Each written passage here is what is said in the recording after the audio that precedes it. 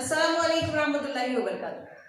प्यारे बच्चों, आइए आज हम देखने जा रहे हैं काम में मसरूफ हमारे अंदरूनी आज़ा। जैसे कि प्यारे बच्चों, हमारे बैरूनी आज़ा जो आपको दिखाई देते हैं, हाथ है, आँख है, नाक है, मुंह है, कान है, तो ये सब सारे आज़ा जो है वो बैरूनी यानी जो हमें नजर आते हैं।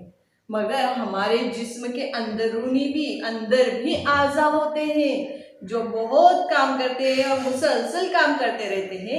आज हम उन आज़ा के बारे में मालूमात हासिल करने जा रहे हैं कि ये आज़ा किस तरह से काम करते हैं। तो सबसे पहले जो आज़ू के बारे में हम मालूमात हासिल कर रहे हैं प्यारे बच्चों, वो है तनफ्फुस का अमल। तनफ्फुस यानी क्या? तनफ्फुस यानी प्यारे बच्चों सांसों का लेन देन। सांसों का लेन देन यानी सांस को अंदर लेना और सांस को बाहर छोड़ना, ये होता है सांसों का लेन देन, जिसे हम गैसों का लेन देन भी कहते हैं। अब इसे गैसों का लेन देन किस तरह से कहेंगे? जैसे कि हम ऑक्सीजन को हमारे जिस्म के अंदर लेते हैं, ऑक्सीजन को जिस्म के अंदर लेते हैं, जो कि अंदर जाके हमारे खून में शामिल होकर हमारे जिस्म को क्या देती है? तवानाई देती है। और कार्बन डाइऑक्साइड को हम हमारी सांस के जरिए जिस्म से बाहर खारिज करते हैं। इस अमल को कहते हैं प्यारे बच्चों अमले तनफ्फुस। क्या कहते हैं इसे? अमले तनफ्फुस कहते हैं। उसके बाद प्यारे बच्चों सबसे इंपॉर्टेंट जो है वो निजामे इन्हजाम को अपने मुंह के अंदर डालते हैं, वहां से गिजा के हजम होने का अमल, ये निजामे इन्हजाम शुरू हो जाता है। जब भी गिजा को हम मुंह में डालते हैं, देखिए यहाँ पर मुंह में डालने के बाद वो गिजा जो है दांतों के जरिए चबाई जाती है, चबाकर उसे बारीक गोलियां या रोटियां तैयार की जाती है और फिर यहाँ गिजा की जो नाली है यानी मुड़ी के जरिए इस गिजा को हमारे जिस्म के अंदर धकेल दिया जाता है।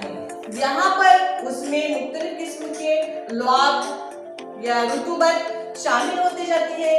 ये गिजाई नाली से गुजर कर कहाँ आती है? मैदे में आती है। मैदे में आने के बाद गिजा जो है प्यारे बच्चों यहाँ पर जैसे माध्यम बारीक पीसने का अमल शुरू होता है। आंत में दाखिल होती है। बालिग इंसान की छोटी आंत की लंबाई तकरीबन 60 मीटर होती है। आंत में पाए जाने वाले हाजमे रस की वजह से यहाँ हाजमे के कई अमल होते हैं। यहाँ कुछ हुदूद के अफराजात हाजमे में मदद देते हैं। हाजमे से जिस्म के लिए फ़ायदेमंद अशिया तैयार होती है जो खून में जज्ब होती है। बचे हुए मादे बड़ी आंत में जाते हैं। बालिग शख्स की बड़ी आंत की लंबाई 1.5 मीटर होती है। बचे हुए मादों में मौजूद काफ़ी पानी यहाँ जज्ब होता है और फजला तैयार हो जाता है जो मकत के जरिए बाहर खारिज कर दिया जाता है। और फैलने का अमल जो है वो एक लय में होता है। इसे ही दिल का धड़कना कहते हैं। दिल के अंदर तोली पर्दे की वजह से बाया और दाया इस तरह दो हिस्से बने होते हैं। इन हिस्सों को मज़ीद दो खाने बनते हैं।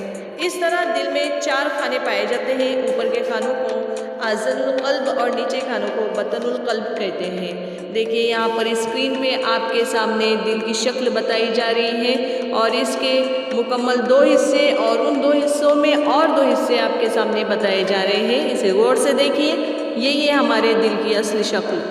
दिल से जिस्म के मुख्तलिफ हिस्सों को खून ले जाने वाली नालियाँ शरीयान कहलाती हैं। शरीयानें जिस्म में गहराई में पाई जाती हैं।